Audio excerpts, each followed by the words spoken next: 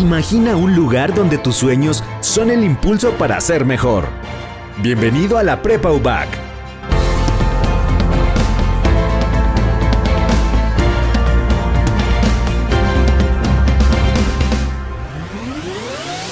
Formar personas integralmente es parte de nuestra misión.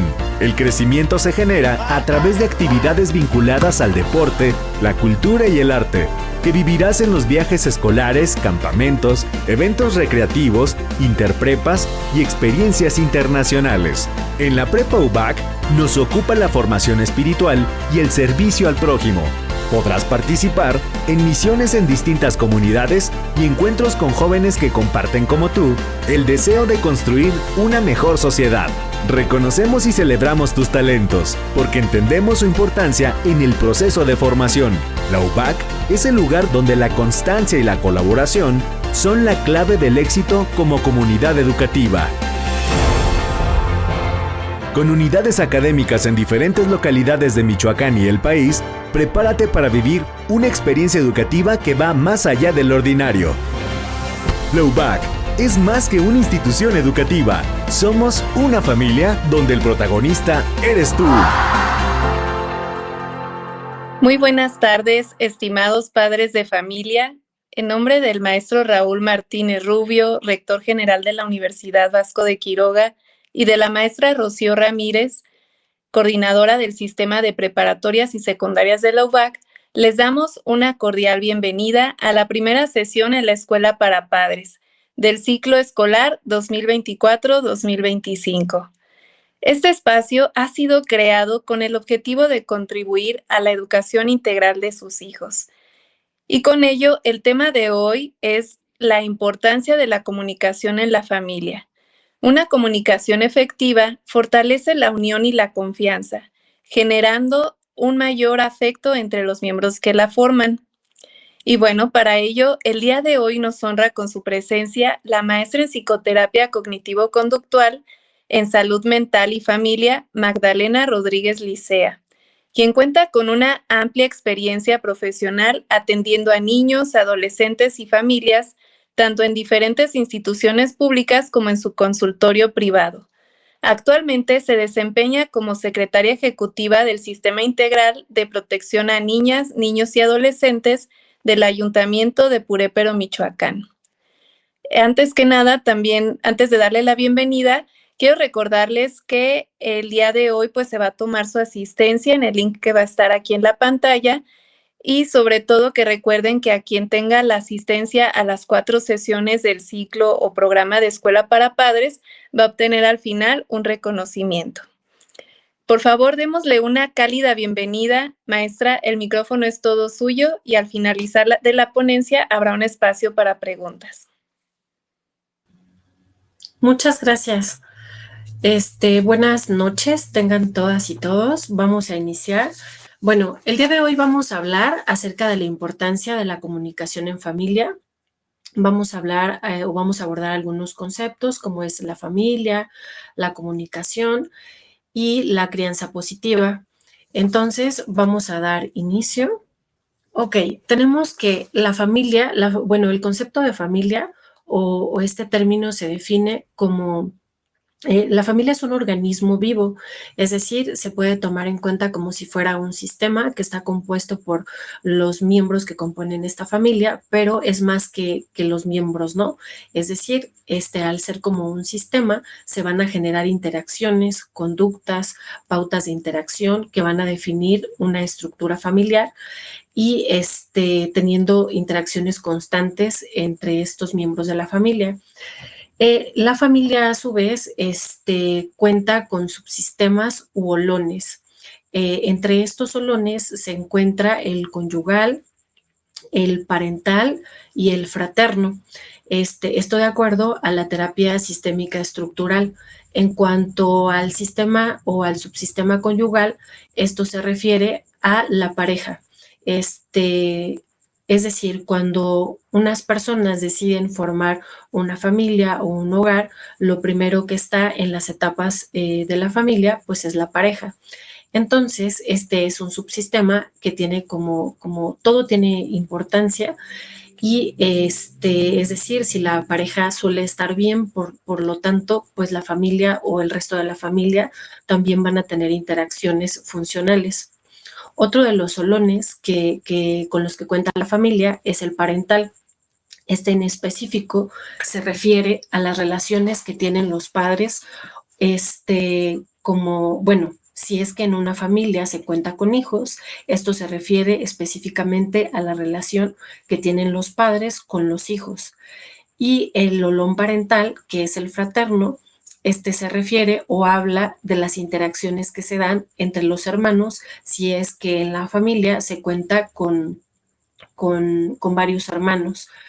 Y bueno, también si notan este tipo de familia o estos términos, nos estamos refiriendo o se refieren más a una familia tradicional, por ejemplo. Sin embargo, independientemente del tipo de familia que sea, pues va a haber este tipo de olones o este tipo de subsistemas. Ok, cuando les comentaba que en la familia a raíz de las interacciones, pues va a haber cierta estructura. Entonces, estas interacciones también van a marcar los límites que se dan entre los diferentes subsistemas que mencionábamos anteriormente. Entonces, podemos decir que los límites en una familia pueden llegar a ser difusos. Cuando los límites en una familia o en las interacciones familiares son difusos, estamos hablando de que no hay claridad. En esta parte de los solones, en lo que se refiere, por ejemplo, al rol parental, nos habla de que las decisiones, la guía, en cuanto a la educación, por ejemplo, de los hijos, es una pauta que van a marcar los padres de familia. Cuando en este rol, por ejemplo, los límites son difusos y tal vez los hijos de esta familia intervienen en estas decisiones que corresponden más al olón parental, pues entonces estamos hablando de que los límites son difusos.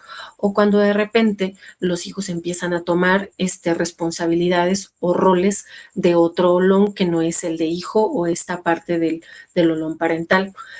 También podemos decir que existen límites rígidos. Cuando existen límites rígidos, pues la comunicación es rígida, está una tendencia muy marcada a que se cumplan reglas y normas estrictas y tomar en cuenta situaciones o contextos en específico, lo que hace la convivencia o lo que hace que la convivencia llegue a ser un tanto, pues ahora sí que rígida. Y otra de las características o otro tipo de límites son los límites claros, que son los ideales o son los que más se recomiendan. Estos se refieren o permiten el desarrollo de todos los miembros de la familia en los diferentes subsistemas de una manera más funcional para todos, en el que pueden tener como esta claridad de lo que toca a cada quien. Y bueno, otra de las características de las familias es las fronteras. Cuando estamos hablando de fronteras, nos referimos como a a este tipo tal vez de barreras que existe entre las familias con el entorno o con el exterior. Cuando existen, por ejemplo, unas barreras como muy difusas y entonces puede ser que la familia esté como muy permeada por cosas del entorno o por lo contrario también puede llegar a suceder que exista mucha rigidez y no se permita la entrada de otras personas, por ejemplo, al grupo familiar. Haciendo que haya más rigidez o permisividad o por el contrario pueda haber un equilibrio donde las personas puedan interactuar con personas fuera de su familia, con instituciones o con otro, convivir, ir a tener otro tipo de actividades. Para esto, pues la familia o parte de las principales funciones de la familia es el satisfacer la protección de los miembros, es decir, pues estos padres de familia tienen como esta encomienda de cuidar a sus hijos, de darles esta protección, y también el hecho de la guía en la educación hace que puedan transmitir esta cultura, estos valores, y esas son parte de los principales objetivos de la familia: brindar protección a los miembros de esta, así como asegurarse de dar una guía o una estructura. Bueno, y para esto es importante que tengamos en cuenta que las personas, cuando estamos atravesando por la infancia o la adolescencia, tenemos características de desarrollo distintas. Es decir, cuando bueno, los niños, niñas o adolescentes van a tener un pensamiento distinto al de los adultos. Y, por ejemplo, Piaget, que nos habla del desarrollo psicosocial de niños, niñas y adolescentes, donde las personas vamos atravesando por ciertas etapas en las que vamos adquiriendo habilidades cognitivas, de organización, y estas se van acumulando, van siendo acumulativas, y entonces cuando las personas o cuando un niño llega a la edad de la adolescencia o al finalizar la adolescencia, es que va adquiriendo, por ejemplo, un pensamiento más maduro o abstracto. Entonces, menciono esto porque para que podamos tener una comunicación más efectiva o más funcional con niños, niñas y adolescentes, es importante que tengamos en cuenta o tengamos un poco de conocimiento acerca del desarrollo de niños, niñas y adolescentes. Y sobre todo de adolescentes, me enfoqué un poco más en hablarle de las características psicológicas de los adolescentes, porque ustedes son padres de familia de adolescentes. Seguramente tienen más hijos, pero en concreto vamos a hablar un poco más acerca de los adolescentes. Entonces, es como muy importante que los adultos podamos ver a las infancias y a las adolescencias desde una mirada distinta, porque no tienen como aún un pensamiento abstracto, por ejemplo, como nosotros. Tienen ciertas características como el pensamiento egocéntrico, el pensamiento concreto y la incapacidad de autogobernar sus emociones dependiendo de la etapa, ¿no? Si son niños o si son adolescentes. ¿A qué nos referimos con el pensamiento egocéntrico? El pensamiento egocéntrico es característico de niños en primera infancia y aún puede ser característico en los adolescentes. Entonces, esta es la tendencia a percibir y pensar que las demás personas piensan o ven o perciben las situaciones como yo las veo, o como si de repente todo girara en torno a mí. Por eso se refiere a este pensamiento egocéntrico, y solo es una característica de una etapa de desarrollo que se adquiere, que bueno, se va a ir perdiendo conforme la persona va adquiriendo un mayor desarrollo. En cuanto al pensamiento concreto, las personas, cuando vamos adquiriendo información, aprendemos a organizarlo, aprendemos a acomodar, a clasificar, y entonces es parte de un proceso cognitivo en el que organizamos la información que vamos adquiriendo. Por ejemplo, una persona cuando está adquiriendo el lenguaje y relaciona la palabra perro con su mascota, y entonces es que va acomodando y después va viendo que el perro también es un animal, como un borrego, como un gallo, etcétera. Y entonces el pensamiento concreto tiene que ver con esta parte descriptiva y de clasificación. En cuanto a la característica de la incapacidad de autogobernar emociones, es algo característico sobre todo en primera infancia.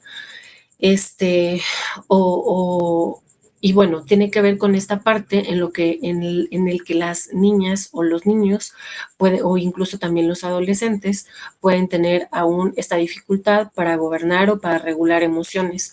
Pero sin embargo, el hecho de que estén siendo guiados o cuidados por padres o cuidadores va a ir haciendo como que los niños, niñas y adolescentes vayan guiando su conducta de otra forma. Entonces, consideramos o se considera de acuerdo a la Organización Mundial de la Salud que la adolescencia es un periodo comprendido de los 10 a los 12 años. Esto es de acuerdo a la Organización Mundial de la Salud porque habrá otros conceptos que enmarcan la adolescencia de los 12 a los 21 años, por ejemplo, dependiendo de quién marque el concepto.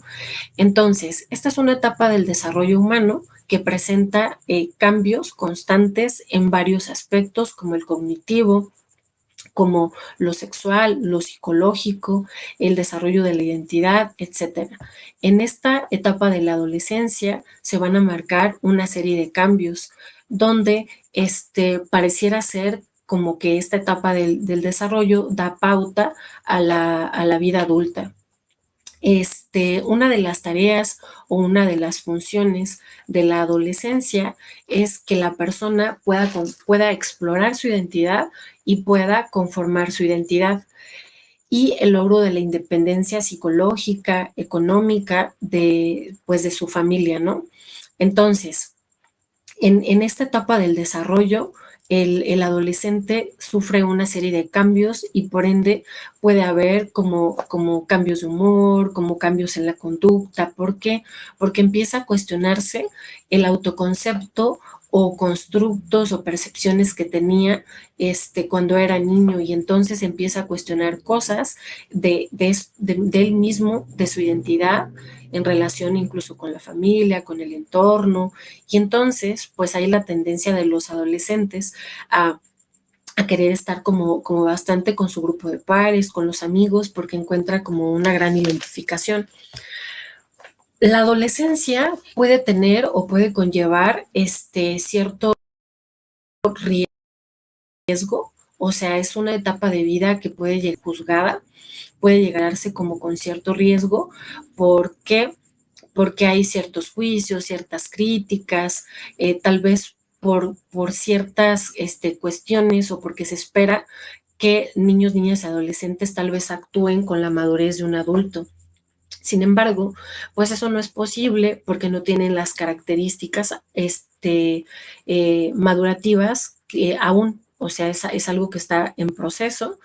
Entonces, pues esta adolescencia va a tener estos cambios abruptos en todos los aspectos, en lo cognitivo, en lo biológico, en lo social, y la persona empieza a concebirse de otra manera. Incluso puede haber como esta inquietud de tal vez sentirse incomprendido, de no encajar y algunas otras características. Pero no todo es o sea, no todo tiene que ser negativo. Les decía que puede haber como muchos juicios hacia esta etapa de vida. Sin embargo, pues la adolescencia, esto está repetido, perdón. O sea, la adolescencia también puede ser una etapa que brinde oportunidades para que la persona conforme una identidad, para que desarrolle habilidades sociales que le van a servir para la socialización y en sí para la vida.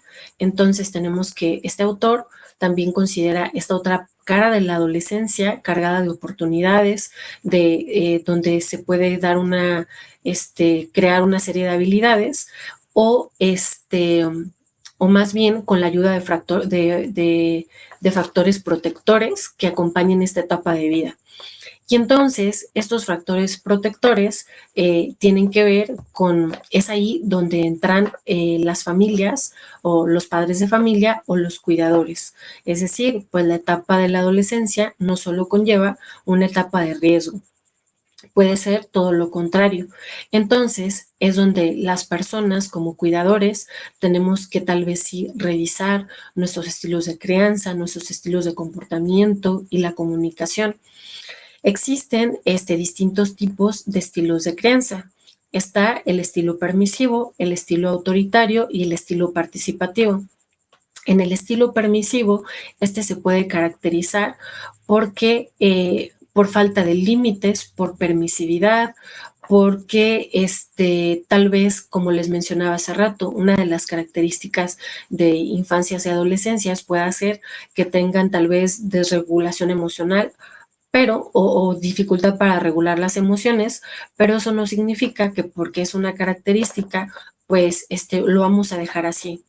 Es decir, por eso está como esta parte de la guía. Pero bueno, el estilo permisivo habla de esta parte en la que los límites no son claros, son difusos, no hay esta parte de cuidado o de reglas, porque además el hecho de que un niño, niña o adolescente pueda tener una estructura o pueda tener tal vez un día organizado, le va a dar una estructura, le va a dar cierta seguridad. En cambio, si hay cierto descuido, si hay límites difusos, si hay mucha permisividad, pues puede también tomarse o tornarse como descuido. Por otra parte, el estilo autoritario, este los padres pueden tener conductas muy rígidas, donde se exija como cierto cumplimiento de normas y reglas, pero de una manera muy estricta, en el que se impongan tal vez castigos rígidos. Y aquí, por ejemplo, los límites hacia el entorno, hacia la convivencia del niño, niña o adolescente con otras personas sea como muy escasa y se empiece como a coartar desde ahí que el niño, niña o adolescente puedan desarrollar ciertas habilidades sociales. En cuanto al estilo participativo, en este estilo participativo se caracteriza porque en estas familias establecen reglas de convivencia para tener una convivencia como más funcional o más efectiva. Pero sin embargo, estas reglas de convivencia son más como entre los adultos, supongamos entre el olón parental, conyugal, perdón, y entonces, ¿qué es lo que sucede? Si los adultos actúan en función o el respeto de esas reglas de convivencia, los niños, niñas y adolescentes van a aprender esas conductas por modelado. Es decir, en este estilo participativo hay una congruencia entre lo que decimos que se debe de hacer y lo que hacemos.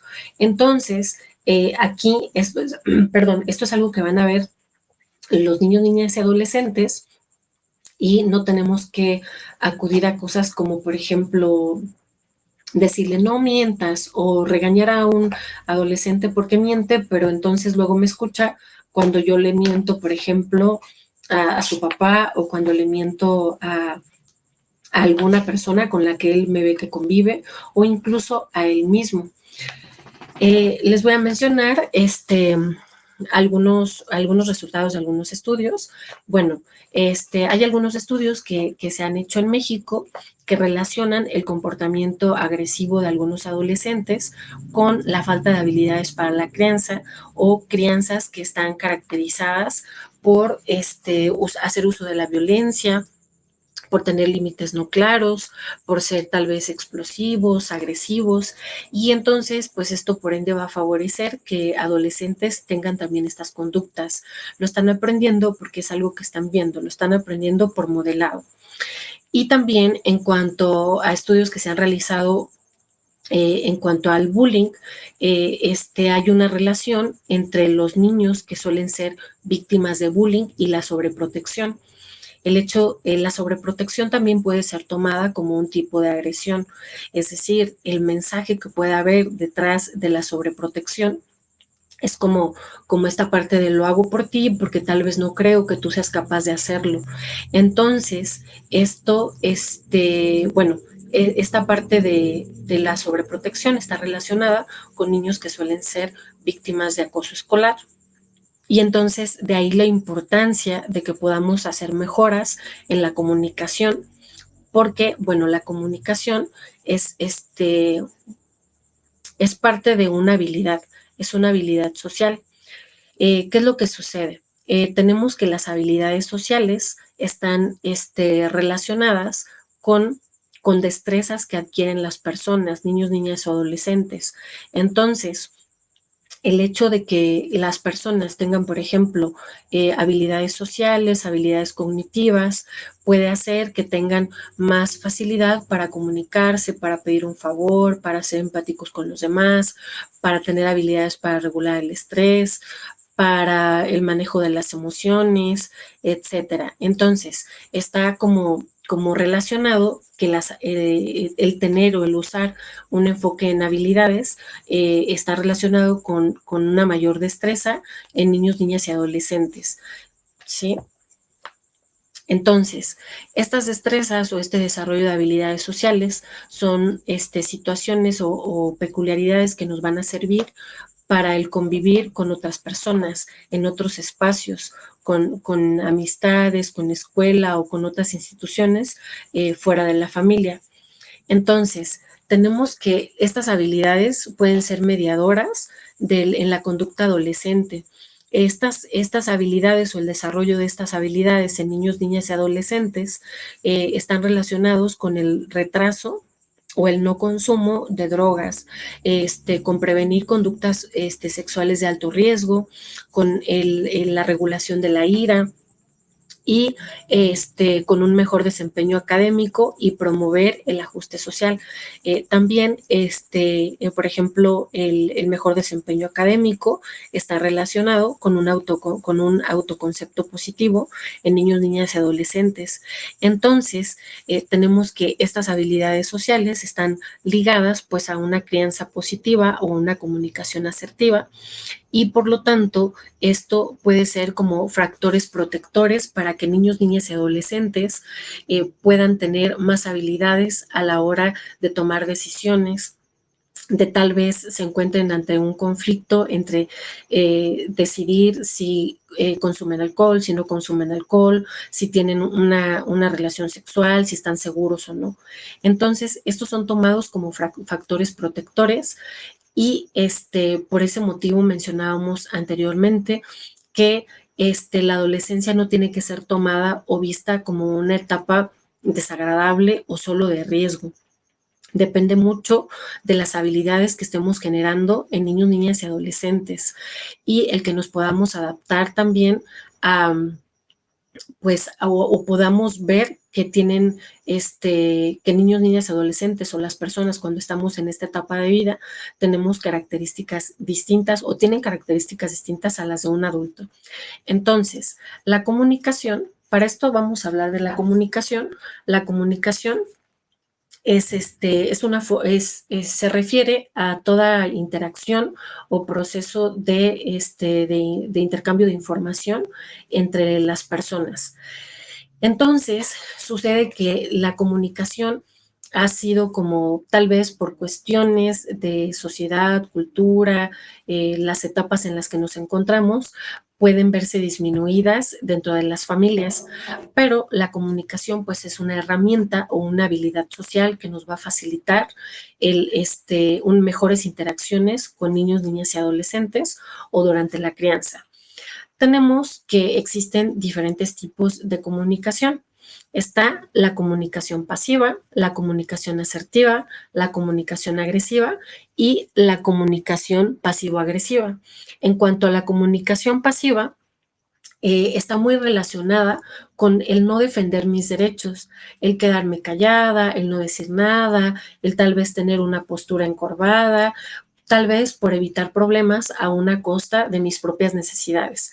La comunicación agresiva, sin embargo, se caracteriza por tal vez la defensa de mis derechos humanos, aunque perjudique a otras personas o pase por encima de otras personas o ejerza poder sobre otras personas.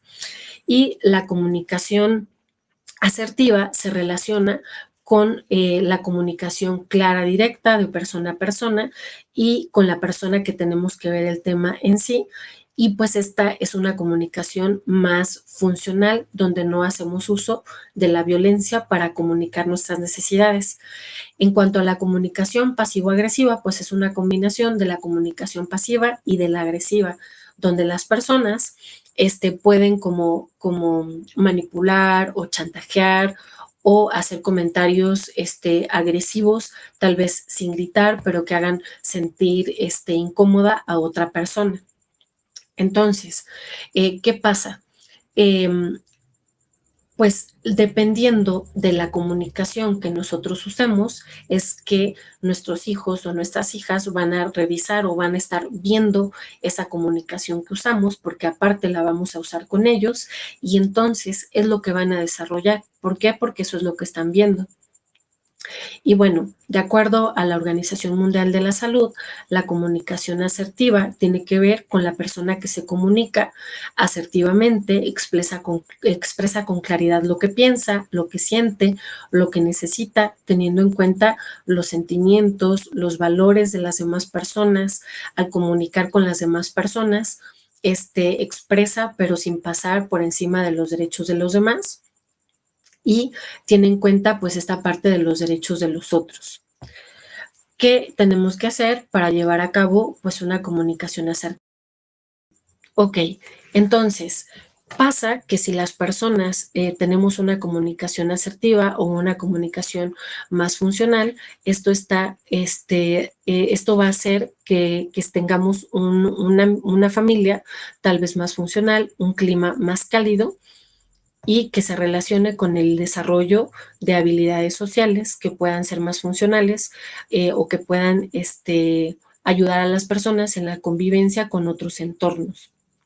Para esto, también vamos a hablar de lo que es la crianza positiva, pero antes de eso, me gustaría que tuvieran en cuenta qué significa o cómo podemos hacer comunicación asertiva. Para eso tenemos que tener en cuenta ciertas cosas como el prestar atención, como el ver a los ojos, la postura, hablar de la situación desde el contenido, es decir, voy a abordar una situación desde lo que sucedió sin tal vez usar calificativos, culpar a la otra persona o responsabilizar a la otra persona por lo que yo siento.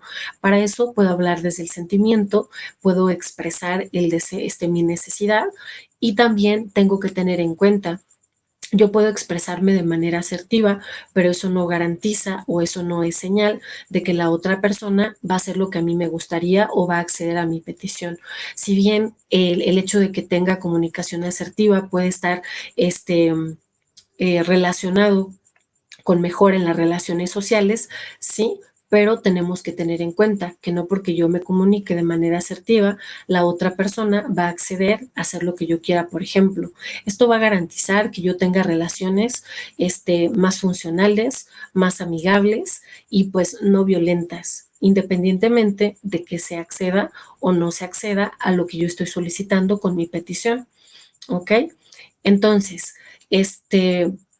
y bueno, podemos tener en cuenta esta parte al momento de comunicarnos. También tenemos que tener en cuenta lo que les hablaba de las características del pensamiento adolescente o de niños, niñas y adolescentes, que es distinto al de nosotros los adultos.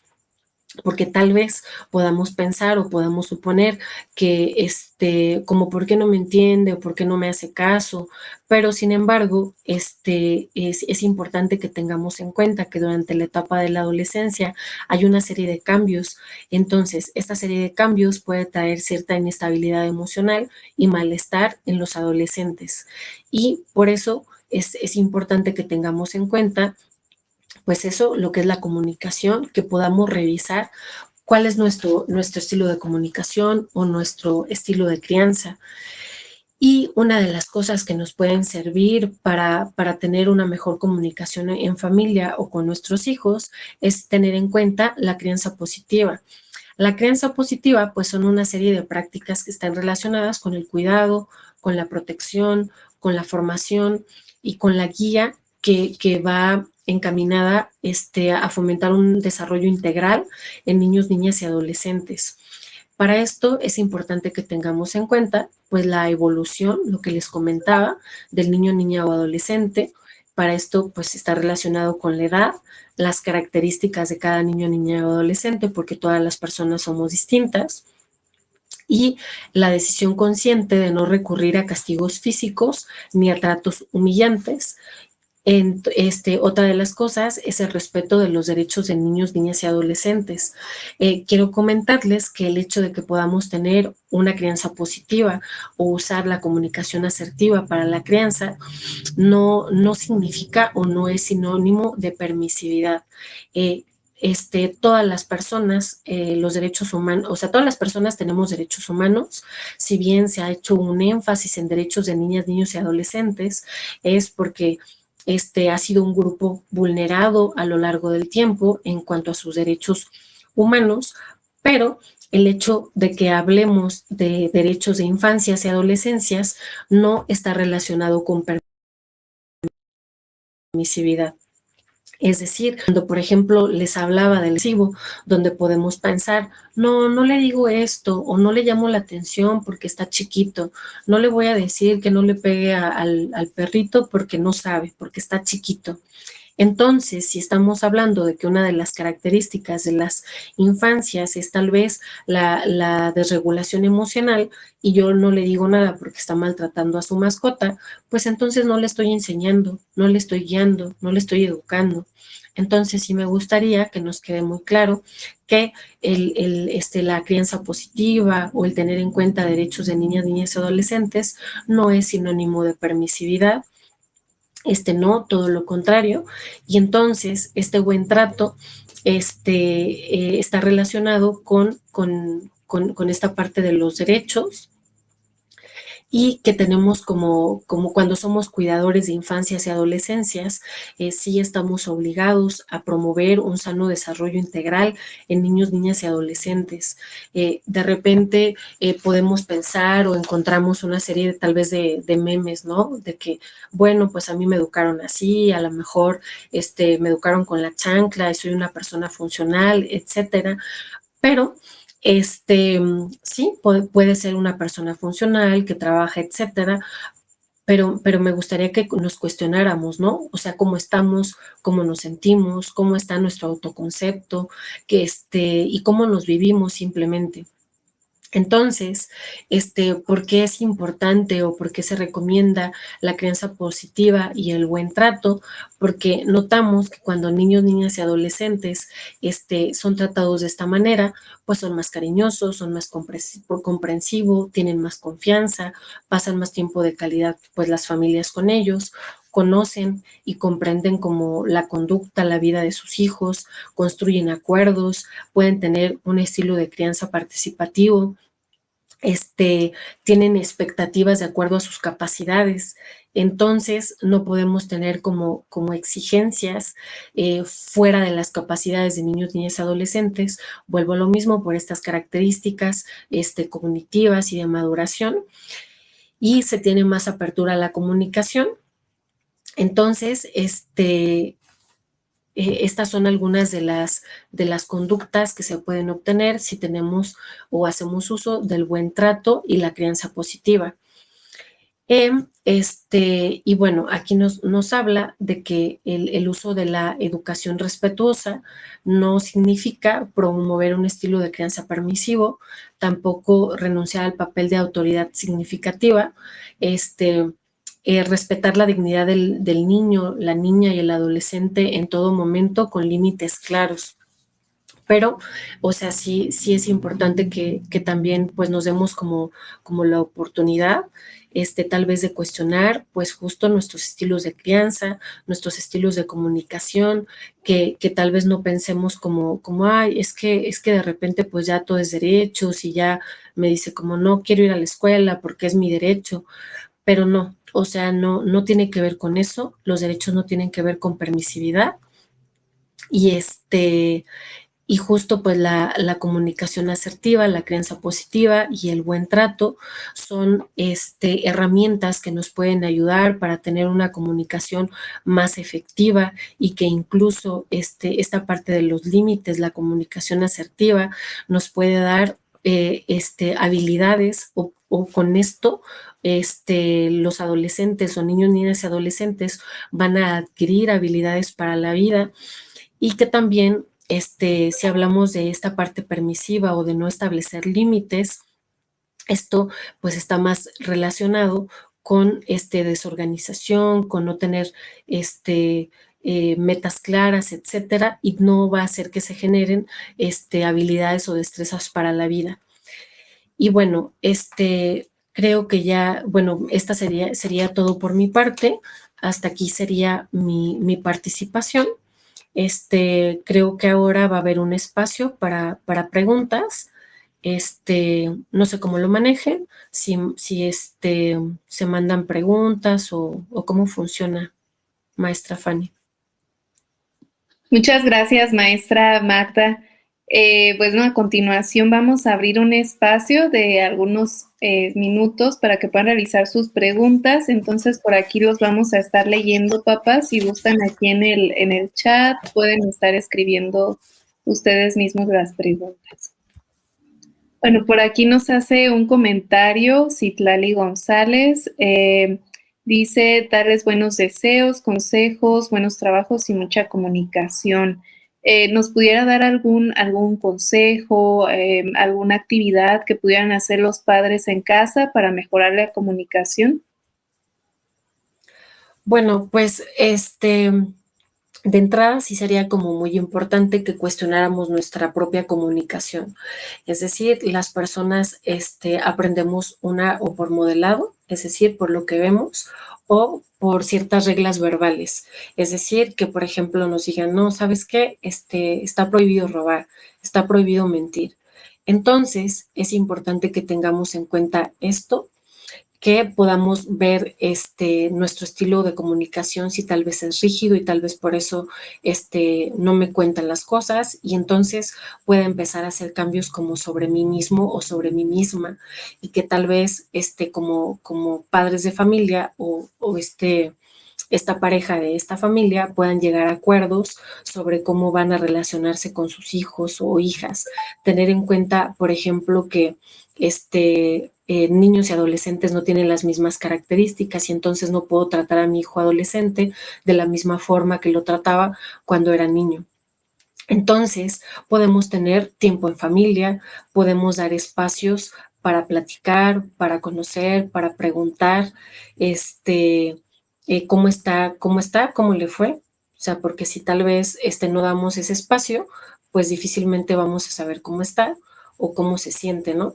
Pero sí, como principalmente, pues ver eso, ¿no? Cómo nos estamos comunicando, porque pues es lo que vamos a enseñar.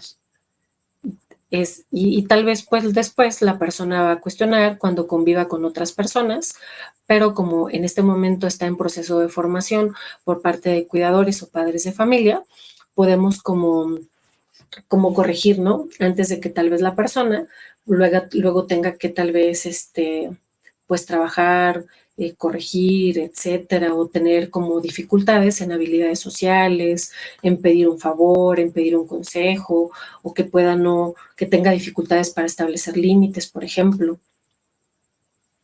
O sea, Claro. como esto que les mencionaba, ¿no? De la relación de la sobreprotección con niños que sufren o que son víctimas de bullying.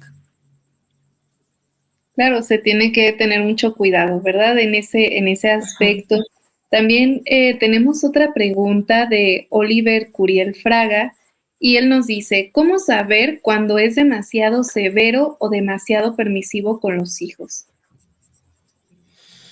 Ay, pues, ¿cómo podríamos saber esto? Es decir, tal vez, si estamos siendo como, por ejemplo, si la conducta de un niño fue que se le cayó por accidente el cereal y entonces yo estoy viendo que fue un accidente, pero lo regaño, lo castigo, hago uso de maltrato físico o de castigo físico, entonces podemos ver que tal vez el castigo o la forma de corrección no va como en función a lo que hizo.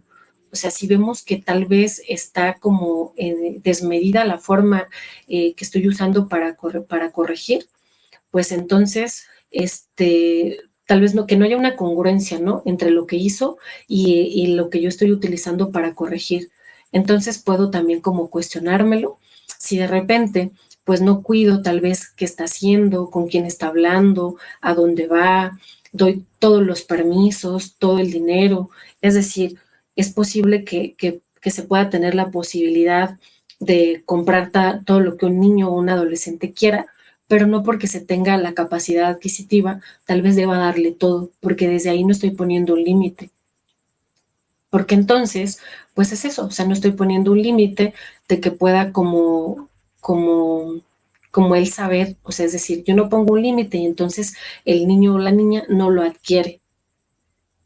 Y entonces esta parte de ser demasiado permisivo deja a la persona como sin una estructura, como sin un respaldo.